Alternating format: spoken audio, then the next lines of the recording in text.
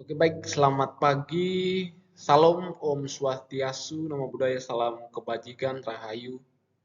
Pertama-tama kita panjatkan kehadirat Tuhan karena atas berkat dan rahmat-Nya sehingga Ia memperkenankan kita untuk hadir dan berkumpul di tempat ini dalam keadaan yang sehat walafiat.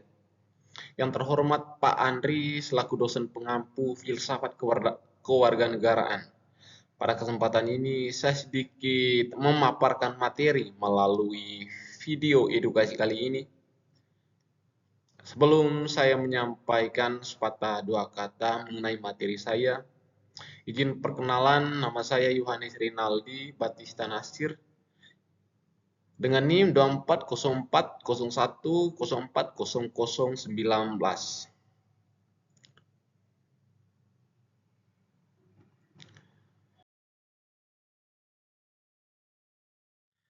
Jadi materi yang kita mau bahas atau yang mau kita kupas pada kesempatan ini yaitu tentang warga negara kompeten vs oligarki dalam artikel Haryat Moko. Sebelum kita lebih jauh membahas dalam pandangan artikel ini, kita membahas dasarnya. Jadi warga negara kompeten itu seperti apa? Jadi oligarki itu seperti apa?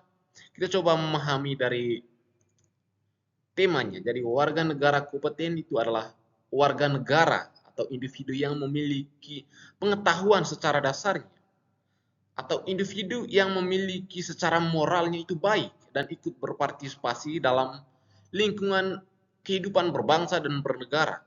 Jadi biasanya warga negara yang kompeten itu warga negara yang mengetahui batas hak dan kewajiban sebagai warga negara itu bagaimana, dan biasanya warga negara yang kompeten itu adalah mereka mengetahui dalam artian hukum yang berlaku itu dalam konteks kehidupan berbangsa dan negara itu seperti apa. Itu biasanya warga negara kompeten itu mereka mengetahui dasar dari itu.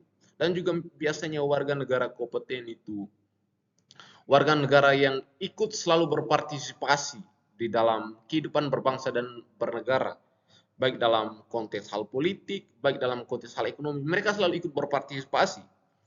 Jadi warga negara kompeten itu selalu menunjukkan hal yang terbaik dalam konteks kehidupan berbangsa dan negara. Biasanya juga warga negara kompeten itu mereka memiliki secara instingnya mereka memiliki pemikiran kritis dalam segala kebijakan-kebijakan yang dilontarkan oleh negara. Mereka memiliki care bila ada kebijakan-kebijakan itu yang kontra kepada rakyat. Mereka memiliki hak dan kewajiban karena mereka secara pengetahuannya itu mereka memiliki dasar.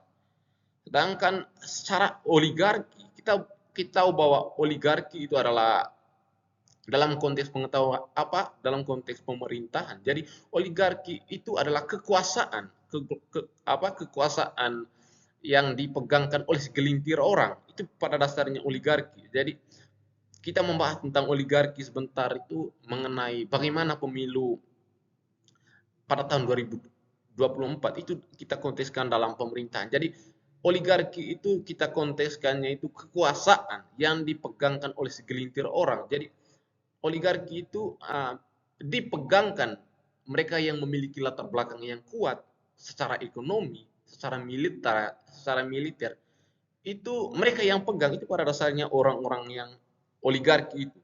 Segala kampanye-kampanye yang terjadi di lingkungan masyarakat itu karena apa? Karena mereka memiliki latar belakang yang kuat. Itu pada dasarnya oligarki itu dipegangkan oleh segelintir orang yang memiliki latar belakang yang kuat.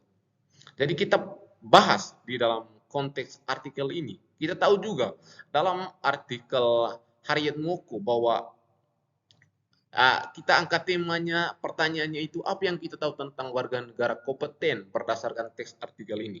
Jadi dalam artikel Haryat Moko ditekankan juga bahwa negara yang kompeten itu adalah warga negara yang menekankan pentingnya partisipasi dari warga negara dalam kehidupan publik. Dia percaya bahwa masyarakat sipil yang dinamis sangat menentukan keberhasilan demokrasi. Baik, jadi dari pembahasan ini kita tahu bahwa warga negara yang kompeten tadi itu mereka memiliki hak dan kewajiban untuk berpartisipasi untuk ikut berpartisipasi dalam konteks kehidupan berbangsa dan negara. dan juga mereka mengetahui dan percaya bahwa masyarakat sipil itu mereka memiliki hak itu untuk menentukan keberhasilan dalam hal demokrasi. Misalnya kalau kita lihat kebijakan-kebijakan yang dilontarkan oleh pemerintah akhir-akhir ini yang kontra kepada rakyat, kita sebagai masyarakat warga negara yang kompeten, segala kebijakan-kebijakan itu yang tidak sesuai dengan kehidupan kita atau kehidupan ekonomi kita atau yang kontra kepada kita, kita memiliki hak dan kewajiban sehingga segala kebijakan itu kita coba saringkan mana yang sesuai dengan konteks kita. Jadi pada dasarnya warga masyarakat sipil itu mereka menentukan keberhasilan demokrasi dalam kehidupan berbangsa negara. Seperti Indonesia, kita tahu bahwa demokrasi itu dari kata demo dan kratos itu adalah kekuatan, segala kekuatan itu berada di tangan rakyat. Itu pada dasarnya. Yang kedua, dari tema ini, dari artikel ini, yaitu warga negara kompeten itu terbentuk ketika warga negara sadar akan hak dan kewajiban sesama untuk dapat merumuskan dengan jelas dan memperjuangkan dengan mengorganisasi diri. Jadi warga negara kompeten dalam konteks hal kedua ini, warga negara yang terbentuk ketika warga negara sadar akan hak-hak mereka dalam konteks berbangsa dan bernegara.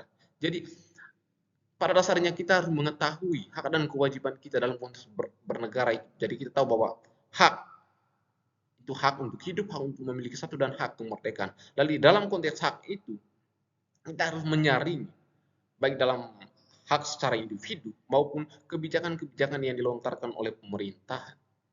Jadi itu pada dasarnya bahwa warga negara kompeten itu seperti itu. Jadi kita lanjut. Nah, tema yang kedua yang saya mau angkat itu, kita kaitkan dengan oligarki tadi ini. Jadi pertanyaan yang keduanya itu bagaimana situasi yang terjadi dalam Republik Indonesia saat pemilu tahun 2024. Kalau ada, jelaskan berdasarkan fakta dan data yang ada. Ya, jadi oligarki tadi itu kalau sudah kita kupas tadi bahwa oligarki itu kekuasaan yang dikuasai oleh segelintir orang. Itu pada dasarnya oligarki. Kita kaitkan dalam pemilu 2024, kita tahu bahwa pemilu 2024 kemarin sangat meramai.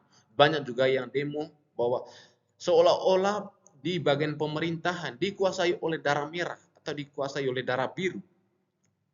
Jadi kekuasaan seolah-olah itu secara sistem kekerajaan diturunkan secara temurun. Jadi itu pada dasarnya oligarki, dikuasai oleh segelintir orang. Kalau kita lihat pemilu kemarin itu, kita kaitkan dalam pemilu 2024, yang saya cantumkan di sini pemilu 2024 yang dimana terdapat indikasi kuatnya pengaruh oligarki dalam proses politik. Saya ambil contohnya di sini, majunya Gibran Raka Buming Raka kemarin itu sebagai calon wakil presiden dari Prabowo Subianto menuai kritikan karena dianggap sebagai bentuk dominasi oligarki dalam politik Indonesia. Jadi kalau kita care kepada media kemarin, bagaimana ramenya, baik dari pandangan atau hak dari setiap orang untuk mengemukakan pendapat atau perspektifnya mengenai bagaimana pada dasarnya politik ini, apakah harus bersifat oligarki atau bersikapnya itu tiap orang itu memiliki hak untuk memajukan baik sebagai calon presiden maupun wakil presiden. Itu pada dasarnya. Jadi kalau kita lihat kemarin itu pemilu 2024 sangat ramai sekali di media mengenai majunya Gibran Raka Buming Raka ini. Kalau saya angkat kedua yang menjadi problem dasarnya itu mengenai dari Mahkamah Konstitusi. Jadi konstitusi kalau kita ini yang saya cantumkan. Jadi kajian terlihat dari keputusan Mahkamah Konstitusi yang membuka jalan bagi paslon Gibran Raka Buming Raka sebagai calpres melalui putusan yang dianggap kontroversial. Jadi kalau kita lihat kemarin kebijakan yang dilontarkan oleh Mahkamah Konstitusi yang diramainya kemarin kan mengenai umur dari Raka Buming Raka, entah layak tidak dia sebagai wakil presiden, itu yang menjadi problem dasarnya kemarin itu pemilu 2024. Hal ini menimbulkan dugaan intervensi kekuasaan demi melanggengkan dinasti politik. Berbagai pengamat menyambut ini sebagai bentuk pelemahan demokrasi dan etika konstitusi. Ya, yang pada dasarnya. Jadi etika politik itunya tergerus di sana, yang dimana tidak adanya kesetaraan. Nah, secara hukum kita tahu bahwa Indonesia itu adalah negara hukum. Negara hukum yang pada dasarnya mengenai hal pemerintahan semuanya itu tercantum di dalam undang-undang. Nah, kalau kita lihat kebijakan kemarin itu sangat kontra kepada hukum secara formalnya, itu melanggar. Makanya itu adanya kontra antara masyarakat sipil dan juga mereka yang tergelut uh, ke, di dalam kepemerintahannya. Dan kita lanjut pertanyaan yang ketiga ya.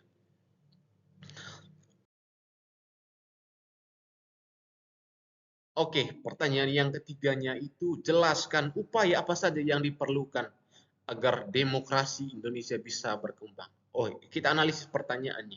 Jelaskan upaya apa saja yang perlu agar demokrasi, berarti kita tahu tadi demokrasi itu kekuatannya itu berada di tengah rakyat. Jelaskan bagaimana agar demokrasi Indonesia bisa saya angkat beberapa cari solusi. Yang pertama saya angkat itu supaya demokrasi Indonesia itu bisa berkembang. Yang pertama itu supremasi hukum dan peradilan yang independen. Nah, kita tahu yang pertama yang dia tekankannya itu harus adanya supremasi hukum dan peradilan yang independen. Jadi supremasi hukum itu harus independen, harus berdiri sendiri, tidak tergantung pada oligarki tadi. Jadi hukum itu harus berdiri sendiri. Ada kontra lagi dengan pertanyaan yang kedua tadi.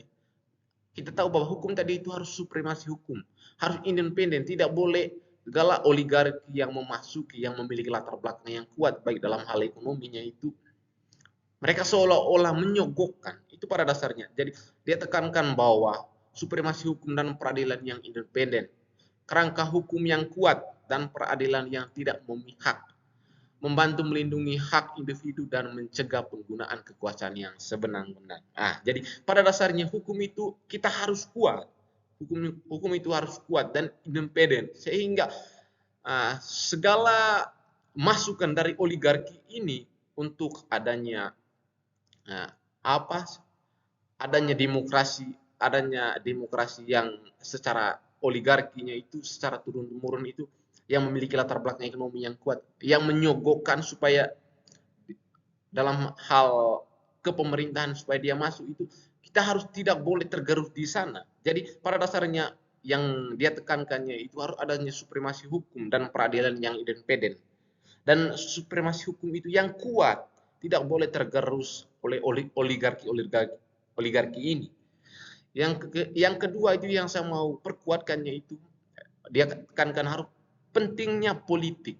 Jadi pentingnya pendidikan politik. Jadi pendidikan politik itu dia harus menekankan sangat sangat penting supaya meningkatkan literasi politik di kalangan warga negara agar mereka dapat memahami proses politik dan membuat keputusan yang informasional dan mendorong pemikiran kritis, kebajikan kewarganegaraan dan harus ada rasa tanggung jawab dari setiap individu dalam proses pembelajaran. Jadi yang dia tekankan di sana itu harus adanya memberikan edukasi tentang pendidikan politik setiap warga negara sehingga segala kebijakan-kebijakan yang dilontarkan oleh pemerintah kita bisa menganalisa, kita bisa berpikir kritis sampai di mana ini kebijakan ini apakah berpro kepada rakyat atau kontra kepada rakyat. Kita harus bisa menganalisis supaya pentingnya itu dia tekankan meningkatkan literasi politik di kalangan warga negara. Dan yang ketiganya itu pentingnya partisipasi masyarakat sipil harus aktif mendorong individu dan masyarakat sipil untuk terlibat dalam pengawasan kebijakan publik dan memberikan masukan konstruktif dalam proses legislasi. Jadi dia tekankan pentingnya di sini harus adanya partisipasi aktif dari masyarakat sipil, mendorong individu dan masyarakat sipil untuk terlibat dalam pengawasan. Jadi dia tekankan di sini harus ada partisipasi dari masyarakat sipil sehingga segala kebijakan-kebijakan yang dilontarkan oleh pemerintahan melalui media, itu kita harus pro dan aktif menyuarakan kalau betul-betul kebijakan itu ada baiknya, berarti itu sangat kita senang. Tapi kalau ada kontranya, kita memiliki hak dan kewajiban untuk memberikan sumbangsi pendapat sehingga pemerintah mengetahui bahwa kebijakan itu tidak baik untuk dikonsumsi dalam kehidupan berbangsa dan bernegara. Itu yang dia tekankan yang ketiga. Dan yang keempat dia tekankan itu reformasi pendanaan politik. Dia tekankan di sana bahwa pendanaan politik mengurangi ketergantungan politik pada dana dari oligarki dengan penetapan sistem pendanaan. Dia tekankan di sini bahwa dalam kehidupan berbangsa dan bernegara dalam konteks hal pemilu tidak boleh menyogokkan dari oligarki ini sehingga dalam proses pemerintahan seolah-olah pemilu itu tidak adanya independen. Karena apa?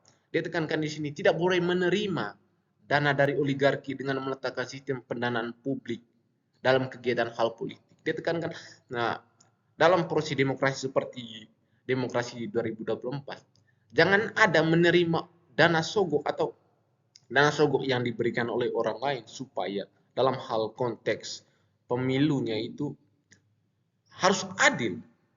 Kita harus melihat secara kualitasnya. Apakah ini betul-betul jadi seorang pemimpin? Itu yang dia tekankan di sini.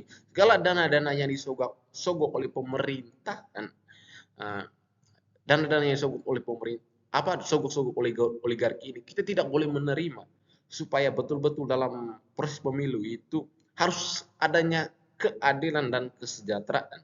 Sebenarnya kalau kita membicarakan tentang oligarki ini mengenai dana atau uang sogok ini dalam konteks politik, sebenarnya ini lebih meluas. Yang kita lihat juga kemarin kebijakan kemarin itu, misalnya saya kaitkan dalam di Manggarai ya, di Manggarai itu di Labuan Bajo, itu karena apa? Kenapa masyarakat sipilnya mereka melarang untuk menjual tanah di bagian pantai itu, menjual tanah di bagian pantai supaya apa? Mereka punya pekerjaan sebagai pedagang, sudah itu sebagai pada dasarnya mereka mengelola sumber penghasilan dari laut di sana. Bagaimana cara dari oligarki ini? Cara dari oligarki itu mereka mulai dari atasnya, mereka memberikan dana sogok uang dalam hal pemilu itu. Mereka kasih dana dalam sponsor politik supaya dalam hal pemilu itu mereka yang membantukan sebagian uang atau dana-dana dalam kelola pemerintahan dalam hal pemilu. Itu menjadi problem dasarnya kita. Sebenarnya kalau kita memberikan pengetahuan bahwa politik itu seperti ini, kita tidak boleh apa yang disampaikan oleh oligarki ini, kita seolah-olah mengiyakan aja. Jadi pada dasarnya kita memberikan edukasi atau pendidikan politik itu, kita bisa menyaringkan, kita bisa menganalisis.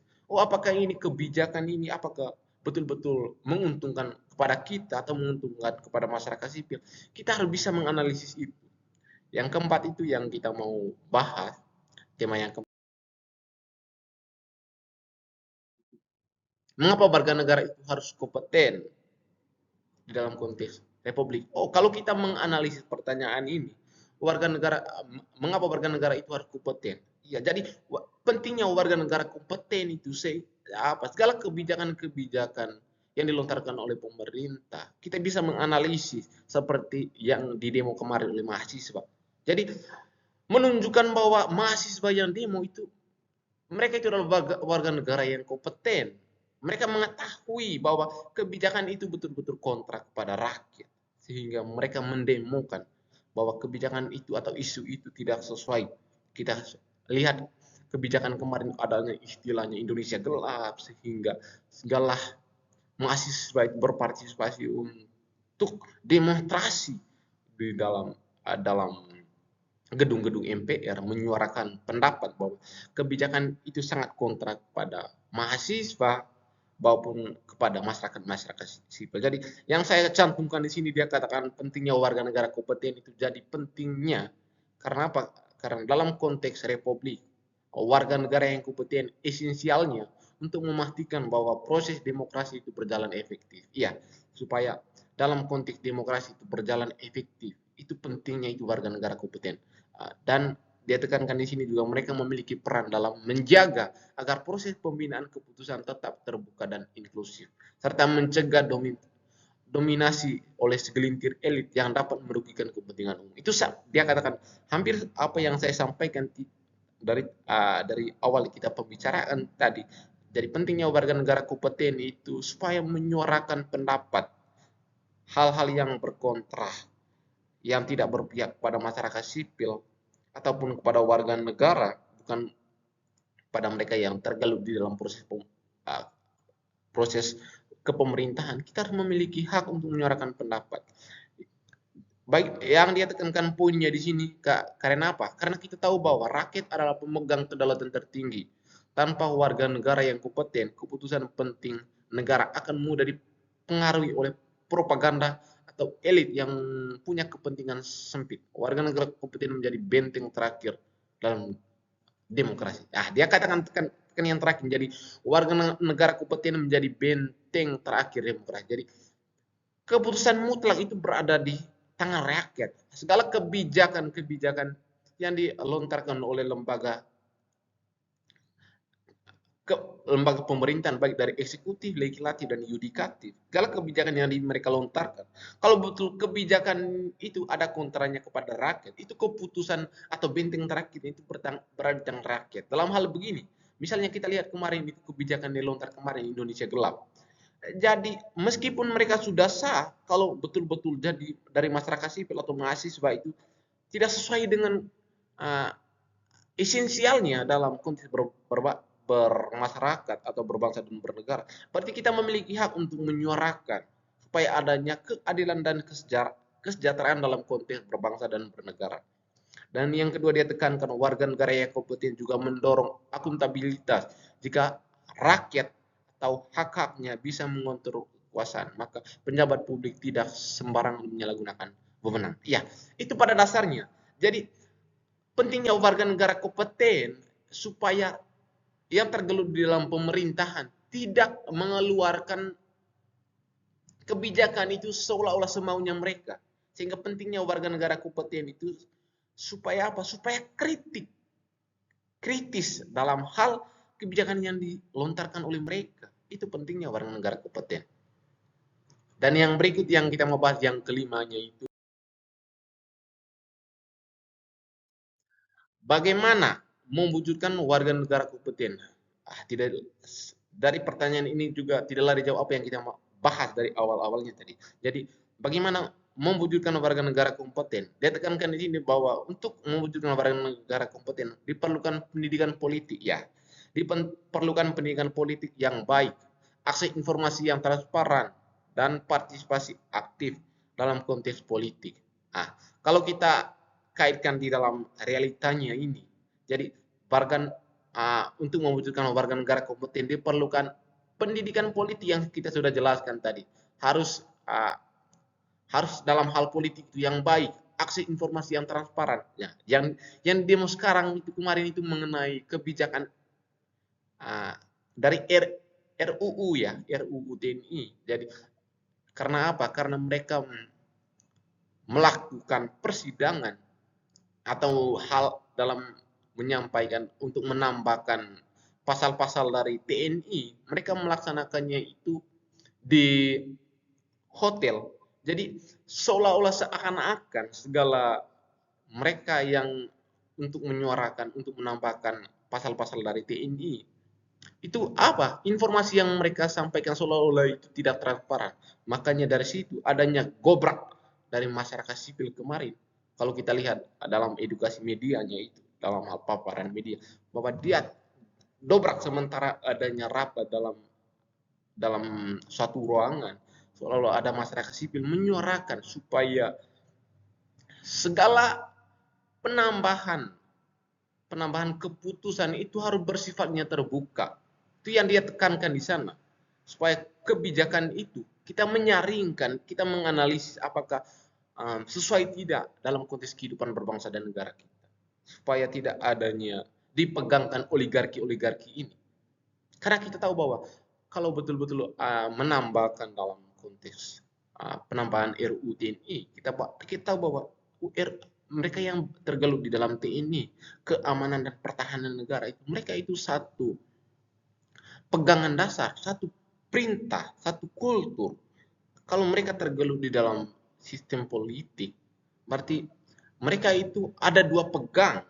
Satu yang dipegangkan oleh masyarakat sipil, satu yang dipegangkan oleh satu kultur itu yang pada dasarnya yang ada kontranya. Makanya segala masyarakat sipil itu tidak menginginkan bahwa bagian pertahanan itu tergelut dalam hal politik. Ya, poin-poin yang yang dia sampaikan di sana, yang pertama itu sekolah harus mengajarkan nilai-nilai demokrasi, etika, dan kemampuan berpikir kritis sejak dini, dan juga komunitas juga bisa melakukan pendidikan politik non formal melalui diskusi publik, seminar, dan kampanye. Ya, jadi pentingnya tadi itu segala kebijakan yang dilontarkan oleh pemerintah, kita sebagai masyarakat sipil, kita harus mempersiapkan baik dari nilai secara individu personalnya kita, secara personal gitu, kita harus bisa bahwa kita menyaringkan segala kebijakan yang dilontarkan oleh pemerintah.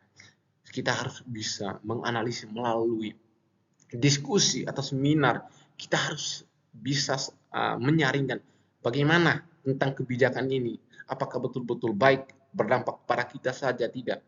Itu kita harus ada kampanye, harus ada agitasi propagandanya dalam konteks itu, sehingga tidak seakan-akan kita menerima saja kebijakan itu. Itu pentingnya itu mengajarkan nilai-nilai demokrasi dalam hal ekonomi maupun dalam hal politik ini.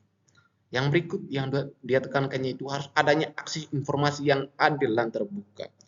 Jadi seperti yang kita jelaskan tadi. Jadi pentingnya itu mewujudkan warga negara yang kompeten itu. Segala informasi itu harus adil, harus ada terbuka, harus ada transparan.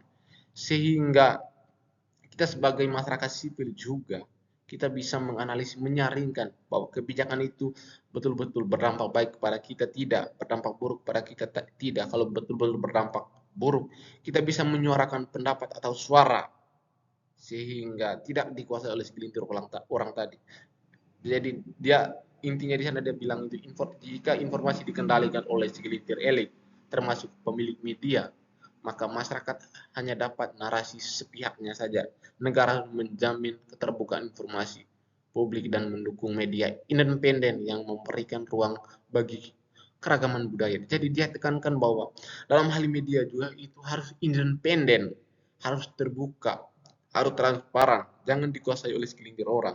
Sehingga kalau dikuasai oleh segelintir orang, dia tekankan di sana, nanti informasi yang didapatkan oleh masyarakat sipil itu hanya sepihak saja, hanya berkontranya kepada masyarakat sipil, tidak memberikan transparannya bahwa informasi itu adalah berdampak buruk. Karena apa? Oligarki ini yang memegang media, makanya dia tekankan harus independen dalam memegang konteks hal media. Kita tahu bahwa negara sekarang itu sebagai negara yang globalisasinya sangat berkembang pesat. Jadi segala informasi itu semuanya itu selalu terpaparkan media. Makanya dia tekankan yang pemilik media itu tidak boleh dikuasai oleh segelintir orang. Mungkin itu bisa yang bisa saya sampaikan terkait materi ini. Terima kasih banyak. Mungkin itu yang bisa saya sampaikan. Saya Naldi, saya pamit undur diri. Salam Pancasila. Terima kasih.